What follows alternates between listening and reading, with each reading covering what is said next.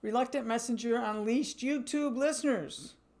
Welcome back to episode 7. I'm Donna Rebido, your host, with Candace Sanderson, and Happy New Year. Welcome Happy New Year. 2021. Happy New Year, everybody. So we last left off with chapter 2, and so we're continuing with chapter 2, Good Vibrations. It's 20-page long. This is one of the almost one of the longest chapters in the book. It's why we're taking it in these different segments. So we're going to go to page 26. And we're going to be talking about letting go. And that's a really important aspect on your journey in exploring consciousness and understanding what the messengers are telling us is how to let go. So on page 26, I'm reading from the book. The messengers expanded my knowledge of the role of energy. It's not merely the foundation for communication, but the entire basis of existence. You wouldn't want to skip over that sentence. Any sentence that says the entire basis of existence. So you're a fast reader and you skipped over them. Holy cow. We're going to take a look at that. And my question to Candy is, what did you learn about the energy prerequisites required for all communication? Well, I learned a lot, and you've got to realize this is still at the beginning of my channeling. And I'm learning little by little about this mystical, magical thing that Tesla talked about, the secrets of the universe. They're all tied up in this world of energy, of vibration, of frequency. But on page 26, the role of energy, and going a little bit further down on the page, the messengers say, letting go and allowing with no expectations tied to the outcome is when the magic occurs. This was so important to me. I started thinking about everything in terms of energy. For example, Donna, when we connected right away. I mean, it's like we can read each other's thought. We laugh that we think we're twins, even though in this three-dimensional reality, I actually do have a twin sister. But the reason that happened is because of energy. Thoughts, feelings, everything consists of vibrational frequencies, vibrational patterns. So if you're a match with something, then you correspond. If you don't, then there's either a neutral feeling or maybe even something that's discordant. We know that emotions will accompany connections. Like if you like something or someone, well, let's talk about chocolate, for example, dark chocolate. When I connect with dark chocolate, I feel good. I love it. Now, on the other end of that spectrum, I cannot eat fish. When I smell it cooking, I have this gag reflex. So that is a not so good feeling. There's an emotional connection to these things, and that makes sense. But now I was beginning to understand the why of these feelings. It's because those emotions, Donna, those emotions are the byproducts of the energy connections. Those emotions are the why that you feel a certain way about something. If there's a match, like me and dark chocolate, we're on the same vibration. It's smooth going. It's smooth feelings, good feelings. But if it's not, it's like waves in the ocean that sometimes crash in on each other. It's very disruptive, very I don't know, discordant. It's a not so good feeling. But what was interesting is to realize that these energy interactions, that's what gives us our feelings. Those are the prerequisites. It's how the vibrations and the frequencies combine to give us those feelings. But what I was saying about this part about letting go and allowing with no exceptions tied to the outcome is when the magic occurs. This is what was happening with me. I was getting messages 3, 4, 5 times a day, and I didn't analyze them. And truthfully, I really didn't have time to. But I realized by allowing and just letting that energy flow without judging it, because when you judged it, that's when the energy was blocked. As soon as we judge it and our ego says either this is great or this is doesn't make sense, we're blocking it. But when we don't, we are actually experiencing those energies. And as we blend with those energies from the non-physical, it now is laying down a track. It's part of our energy recognition system. That just gives us more experience. So when different subtle energy systems come in, which is, your non-physical, your guides, your angels, whatever, it's because we've now grown and we've expanded our awareness and we can start recognizing them. And that's when the emotional guidance system comes in. That helps us kind of ramp up our ability to do this, but it's all connected. But it is all through that magic of energy. What's interesting to me as you're saying this, Candy, is that we're both psychologists. You're a applied psychologist. I'm a teaching psychologist. Is that how we used to teach about emotions?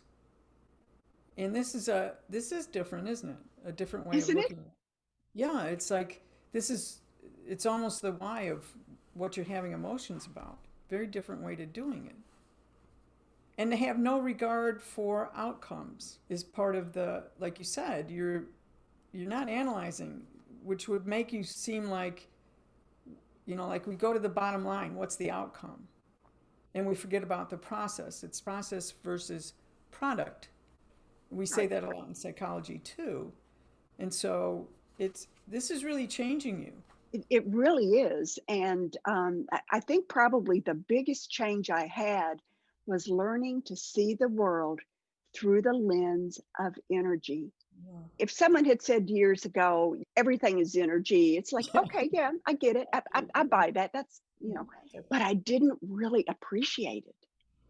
Everything is energy. And because it's energy, you've got vibrations, you've got energy patterns, you've got frequencies. And it's that magic combination of those frequencies that then bring something else into the mixture. So The combination brings a different set of frequencies, and that's what we then react to with our feelings. so they're matching our frequency. So they're trying to talk to us, and if you're not aware of it and you're not paying attention to it, it's like someone knocking on the door and you're not answering it. But and you said something very interesting. It's their frequency, your frequency, but it then creates a third match. Is that what you meant? Yes. Okay, so let's go back to the bottom of page 26. And you say that we're doing this all the time without awareness. Like when you're alone, you're in a room and it's quiet, perhaps. I think it's the most quiet time. And then you go, oh, I feel someone coming. That's important. That people understand, like we talked about, it's not mystical. You're doing it all the time, but you must become aware of it. On page 26 and the top 27, they did not hear, see, feel, smell, or taste, yet they became aware of this person on a new subtle energy level within the energy field. Is that what they're talking about? Is that what your guides are talking about here? Yes, yes, it is. And Donna, I'm sure we've all done this. You'll be in a place and all of a sudden you turn your head because Oh, you know someone is there or someone is staring at you. yeah. And it's like, oh, yep, they are. But when you freeze frame that and you try to decide, how did I know that? How did I know someone was looking at me? Or how did I know someone walked in the room when you didn't hear a door open? There were no cues that your physical senses could have picked up on. Well, what's happened is, first of all, the energy patterns, especially with the non-physical, are so subtle. I mean, when we look at our five physical senses, they're actually crude. They're clumsy. They're clunky. And we're not really able to pick up on these easily, these non-physical energy patterns, but we can learn how to do it. I think it starts with the understanding that everything is energy. So in this sample on page 26 and 27, we're asked to look into the why and the how of when we know someone's looking at us or someone enters a room. We we know it is not something that we heard or felt, or, and I think this is part of their humor when they said or tasted, the person coming in. What we've done is we've used our senses a little bit differently. We've moved them outside of the parameters of our physical body and into that morphic field, that field of energy that surrounds us. And once we become so familiar with our own energy field, when something enters that's not from us, a little light goes off. It's like, oh, what was that? I mean, think of a spider on a web, that's just wafting in the wind. And as soon as a fly or gnat or something, Yeah. hits that net, there's these vibrations that go everywhere. And that spider recognizes it immediately. Now, I'm glad the messengers just gave me that image because it works perfectly. This is what's happening with us. As we learn to settle, be quiet, and be still, we will recognize those disturbances in our energy field. Well, I grew up in Kentucky and there's lots of beautiful lakes. And if you look at the lake on a calm day, it's silent and it's still. But below, there's fish swimming. You might have rocks or caverns, but underneath, it's like this. But gravitation has everything in balance and it settles down. And once we can settle down and find a balance, then we can tap into the stillness so that we can recognize very subtle incoming energies. I know that sounds a little strange, but once you learn to do this, it will become second nature. It's following intuition. And what is intuition other than subtle energy that comes to you just below the surface of awareness? Hmm. And you think, oh my goodness, what is that? When actually, there's nothing really mystical about it. It's just that you are beginning to fine tune your senses in order to recognize this subtle energy. I like the idea of training yourself, and you talked about the animals do it innately, and we have to train ourselves to do it. So in remote viewing, an example is how to train yourself is that you have to move when you move from one room to the other in your house. I would put up a post-it note as I go through the door and I look at the wall. It says, "What's the difference?" And I had to stop for a minute and go, what's different about the energy? Is there and we use this it's a different smell. So if I go into the kitchen, it smells like cinnamon. Oh, and so I leave the kitchen, in the next room there's a post-it note, "What's the difference?" Well, I can go right out of the kitchen is the foyer. And someone had just come to the door, so the outdoor smells were in the foyer. So I have to say, what's the difference? And then I go into the living room and the dogs are there. And there's, what's the difference? There's a different energy.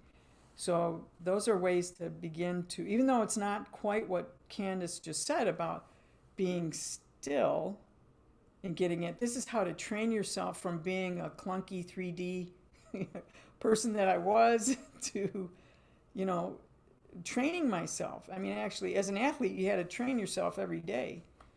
And so you had exercises. So this is a nice exercise. I just got a bunch of post-it notes, put them around the house. What's the difference? And what happened to me over time is that when I went out in the car and I was going into the neighborhood, I said, "What's the difference?" And so it's a bigger difference. There's a bigger difference in neighborhoods. So it's not as poignant as, "Oh, this neighborhood smells like cinnamon," or this neighborhood, you know. So I think that's a really important point, especially if you know this is this is the foundation of existence. So to it's becoming more aware and training yourself. So that's what I wanted to say about that. And Donna, yeah, what a wonderful example that is, because what you're doing as you put those, post-it notes up, is you are putting a bookmark, or you're forcing yourself to stop. You're mhm. no longer going from living room to kitchen. You're pausing. And as you pause, which is what we can do by taking a deep breath, you're allowing things to kind of settle. And then your perception is different because you're looking through a different set of lenses. You're not looking through the lens of, I'm on my way to get that peanut butter sandwich. You're you're like purposeful, you're mindful. So what a good example that was. Thank you for sharing that. And I just want to thank you, Candy. And what I found over time, I talked about going from room to room and then car to car. So what happens in remote viewing is that you have to learn the different shades. You can't just say in remote viewing as you're giving information. Perhaps you're looking for a missing child, and the information becomes very, very important. Like you can't just say, I saw a yellow car. You have to say you have to begin to understand what color of yellow was it? Was it a mustard yellow? Was it a pale yellow? So in remote viewing, the next thing we do after what's the difference is that you have to go deeper into it, into the more subtler aspects of colors, smells, textures, and so what I found is that those exercises have helped me when I go into the 5D or I quiet myself to listen for a message. So you can train yourself. And we and that's a very those are really good exercises for you to use. As we look at these messages on page 26 and 27, there's one thing I want to talk about. The messengers talked about something, what we are training ourselves to do, and what you've demonstrated, with the examples with remote viewing. What we're trying to do is get back to what we used to have, which is what animals have, and it's called instinct. When we're initially born, we don't have language. Once children start learning language, as parents and grandparents were saying, oh, this is great because now they can communicate with us. And it is great. But what happens is their center of awareness moves from their heart to their head space. Now, what we're trying to do is get the instinctual nature back. So we're moving back to the heart space. But what I wanted to say about this, the messengers are talking about instinct, and they talked about this occurred with the elephants during the Great Tsunami in 2004. Now, all I'm going to mention is, for those who really know me, you know that I do not do dates. I don't remember numbers. That is something that it's just something I cannot do. I think that's why I'm so organized, because I require, something in front of me to look back and remember when the date was.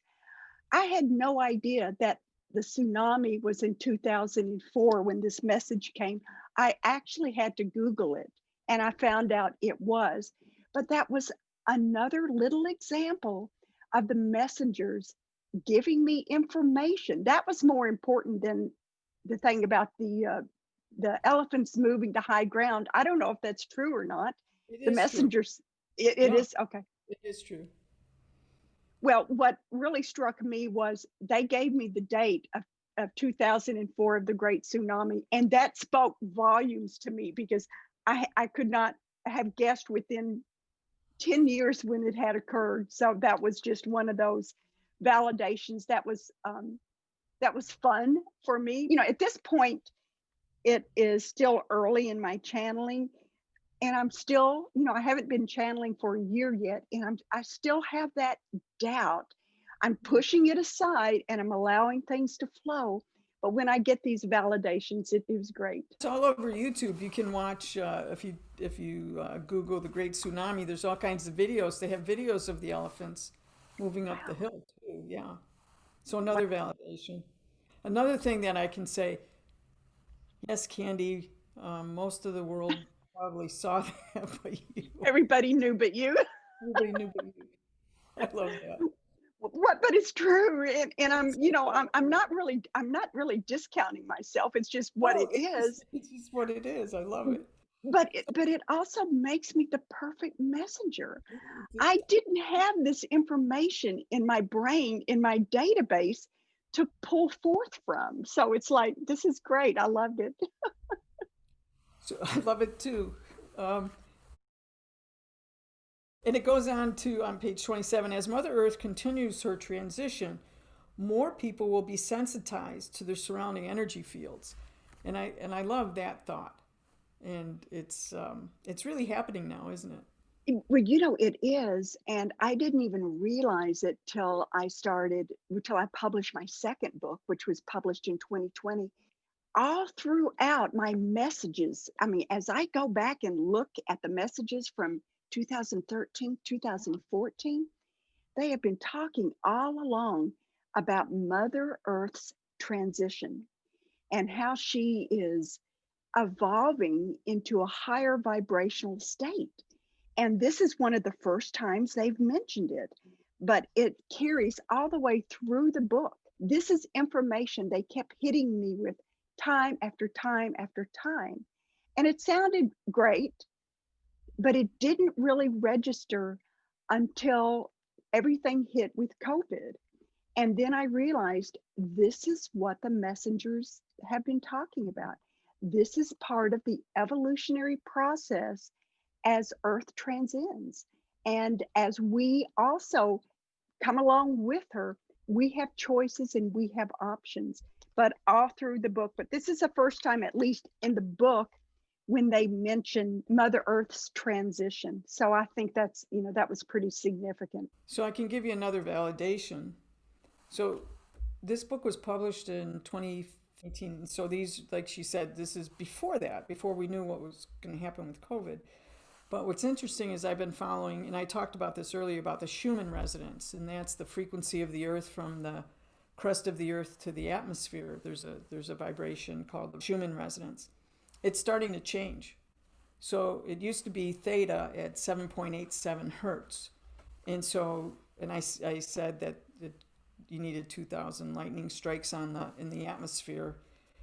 But the Schumann resonance is the frequency is going up and up. So just like Candace didn't know about the number of crystalline changes in the body, she probably doesn't know about the changes in the Schumann resonance. So more people will be sensitized, but the field itself, Mother Earth, is actually changing. So you're changing. If you're here listening to us on this channel, you've probably been poked at by your guides to read the book and found us on YouTube to read this. You're probably one of them that are changing. Right. And, you know, we're so lucky because as Earth changes, I think there was an option for her to just change on her own or bring us with her. And she chose to bring us with her, That's with her. which is great. People like me are opening. This is amazing. There are more and more people that are going to be able to connect to these higher vibrational frequencies. Now, we're giving you some suggestions, things that you can follow. We're trying to lay these breadcrumbs to show you the path of what's coming to you naturally anyway. Just be open to it. Okay, folks, on page 27, not only are these energy interactions part of who we are, but they also play a major role in Earth's evolution. As you said, you had quite a lot to assimilate on all this that you didn't know. You said that the Right. book is written by topic and there's a lot of time that goes by. How did that affect you in terms of your energy? You got the messages and you, like you said, you go, oh, that was nice. I didn't know that. Did your energy Right. change? Did you feel different when, like when you did the Google search and you got that validation? Could you feel a shift in your energy? Did you feel like you were growing up energetically? At this point, no. It's Okay. just understanding, "Oh, wow, that's interesting. Oh, there really was a tsunami." I mean, I knew there was a tsunami, but Yeah. it really occurred in 2004. I'm getting these little hits, and they're like, "Whoo," little sparks that would wake me up. Okay. But you gotta realize at this point in my life, I'm still, You're still working, transitioning. I'm working 50 or more hours a Yeah, week. that's right. Yeah. I'm still in 3D reality. And I'm getting sometimes 4 and 5 messages a day. Yeah. So I'm writing them down. I mean, I have my dream journal, which is, like 250,000 words long. As a psychologist, you would think I would analyze my dreams, but it's like, no, I don't have time for them. I just wrote them down. So what was happening was experiential. Okay. I was actually getting into the other energy fields. I didn't realize it. It was more of a cumulative effect, but I was learning the way of energy. I was simply going with the flow and documenting everything that came. The answers came when they came. And sometimes some of the answers didn't come, Donna, until I was writing this book. And as I'm writing the book, I've got the muses within as my co-pilots. And all of a sudden it's like, wow, I didn't get that till now. The muses say, oh, go back and search for another message on this topic. And it's like, oh, okay, I will.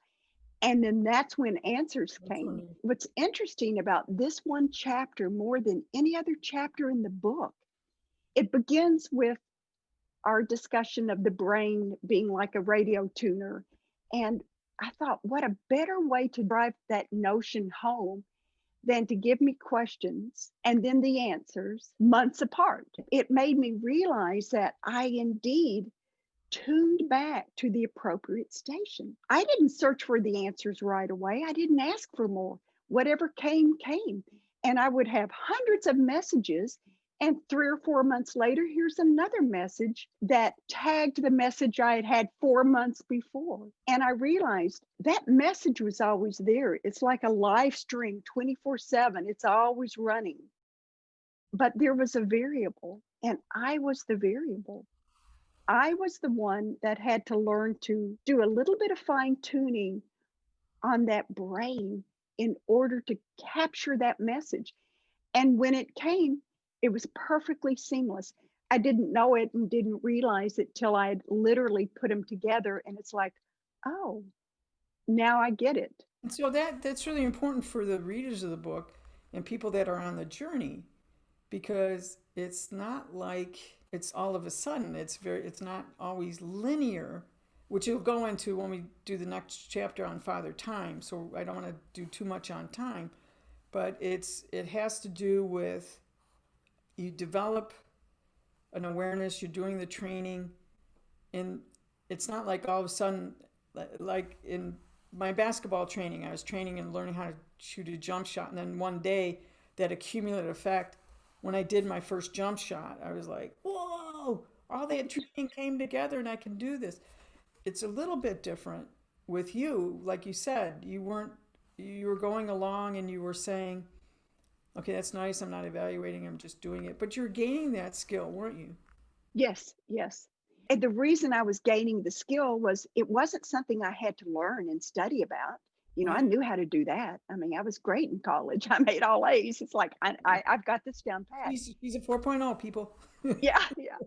But I was living it. You were, I yes. was living it. I was combining with those energy frequencies. Now I realize when I would get a hit on something, it's like, oh, there really is this, there really is that, and this little spark would go off.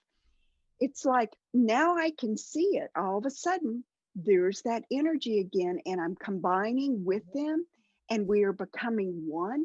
And I am learning just through the vibrational frequencies of being there with them. It was great. So I guess my point for people was to be patient, was the ultimate thing I was getting at. I hear a lot of people going into exploring consciousness and they attend a workshop and maybe they're only like 2 months into their awareness and they want it right now. and Right. we're a fast food consumer group. And I just want you to realize that you need to do this every day. You need to train every day.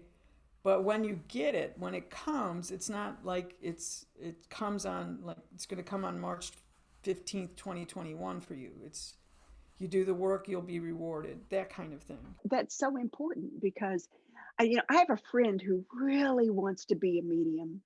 And as much as he tries and tries, it's like, oh, I want to channel, I want to be a medium. And he's taking all of these courses. But you know what? It's the wanting that holds him back. Yeah. Because when you want something, what you're saying to your energy field is, I am lacking. I do not have that. I want it. But instead, just allowing it to enter, you will make this progression. You may not recognize it in real time. I didn't. Yeah. But at some point, like Donna's saying, doing those, Jump that shot.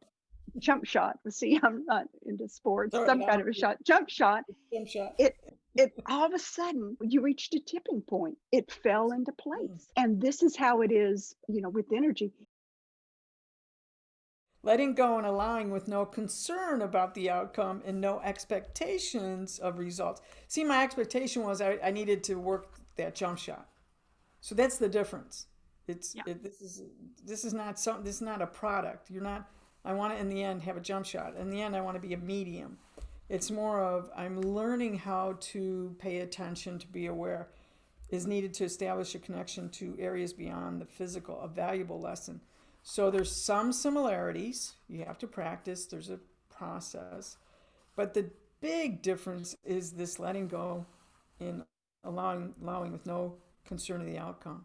Yes. Yes. It's like, I'm going to do this, but I don't care what happens. I don't Right. want the end result to drive what I'm doing. The end result is what it is. And Yeah. once you let that go, well, see, the problem with having that desire is actually blocking you because it is bringing to the forefront these messages of, I don't have it, therefore I want it, instead of just allowing it to come to you. And it's a little different with manifestation. There's a Bill Bengston wrote the Energy Cure, and I went to his workshop and I had him on our campus at Paradise Valley, and he's teaching you about manifestation. It's about letting go. You put 20 things on a list, and in no particular order, but you can't say money or health. What that did was most people want money or health, and they usually think in terms of lack. But Yes. instead, why do you want money? What is money going to do for you? What is it that you want? Oh, I want a guitar. Well, why do you want the guitar? I love music. I love the sound of the guitar. So he has you focus on which guitar, very specific. So there was a very specific guitar I put on the list. I even got a picture of it. It was a Taylor 2300 model 6-string acoustic guitar. And I didn't think about not having it. I just thought about seeing myself in the future playing it and the sound that it was making. And I didn't care for when did I get it, how did I get it, like who's going to pay for it. It's very expensive. And within 3 months, someone came up to me and said, I need to go over to the guitar store. Oh, yeah, I'll go to the guitar store. So over there, and I went into, they're doing whatever they wanted to do in the guitar store. And I went into the acoustic room. So it's a humidified room. These are very expensive guitars. And they had it, they had the Taylor. And I picked it up. Oh, I love this guitar. And I saw myself playing it. And I thought that was the end of the story. I thought that's how the universe was rewarding me. I just so loved that. The salesman came in and said, "Oh, I heard you playing that Taylor." I go, "Oh, yeah, that's beautiful." We have a new layaway plan that we're starting today. Just today, our company is doing this layaway plan. If you really love that guitar, let me show you how it can become affordable. I said, "No, I don't. I don't want you to do that." He did, and it was. And I went, "That's Wow. all I need to do to get this guitar." I walked out of the store with that Taylor guitar in my other room. That's wonderful. And I was like, I, I just let go of the lack of, I need money in order to have the guitar. And I let go of the need to have that guitar to seeing myself in the future just playing it for my love of music. And so I thought that was a good example of that. This is a good segue to page 28. One morning I woke up before the alarm came off and all this information just flooded into me. And it was the answer to questions that I hadn't asked before. It said that energy packets exist within structures similar to cumulus clouds. So this was the answer to how you can set an intention. And it's actually how the law of attraction works. This was so meaningful to me when I looked at energy and how energy connected with you. What the messenger said was their energy is stored in, this is probably just my interpretation, but energy is stored in packets and they cluster together. And the closest thing I could come up with was they look like this beautiful cumulus cloud. And as soon as you have an intention to own a Taylor guitar, then those energy packets break apart and recombine and move within this cloud-like structure to the forefront. So what it's doing is putting face to face with you everything that will happen in order for you to get the guitar. Now, this is beautiful, Donna, because you don't have to do anything. You have to just allow it to happen. But the universe is rearranging energy packets for it to manifest. As soon as you think, I really need that guitar, which means you don't have it, or I really want that guitar, which means that you don't have it, what happens is those energy packets immediately recombine and reshift. And now, guess what comes to the forefront? Doubt. This was such a beautiful example for me because I realized when you want to manifest something, if I want a pony, I don't say I want a pony. I imagine myself riding my pony. Actually, it would be a horse, not a pony. and this is why you want to have a vision board. You put it up there and you see it, and you see yourself interacting with the guitar, with the horse, whatever it is. And as you do that, you listen to the music that you'll be playing. You feel what it's going to be like galloping across a field with the wind blowing in your hair. You just feel all of those emotions. And as you do that, that little cloud of energy is working really hard to bring that to you. But I don't know, seeing it and getting that answer in a download of information was very powerful for me. It made me realize, gosh, that's how it works. It is how it works. This one really struck me. They all did. You know me when I started texting you. Oh my God, oh my God. So this one was like, I love that idea of one, that it's an energy packet. I love your vision of the cloud. So I'm a pilot, so cumulus clouds are really important to me. So I could Donna, pick. wait, What? I've got to stop you here. Oh, Oh my gosh, you're a professional athlete. You obviously can play the guitar, and now I'm hearing that you're a pilot. Is there anything you haven't done? I mean, you are just this Renaissance woman. I'm so honored to know you. I mean, I'm a little homebody that stays home all the time. I'm just living vicariously through your story. So thank you for sharing. what And I've I'm never keeping done. this in. Okay. So this looks like a really good place to stop, everybody. We love you, and until next time. Bye. Thank you. Thank you.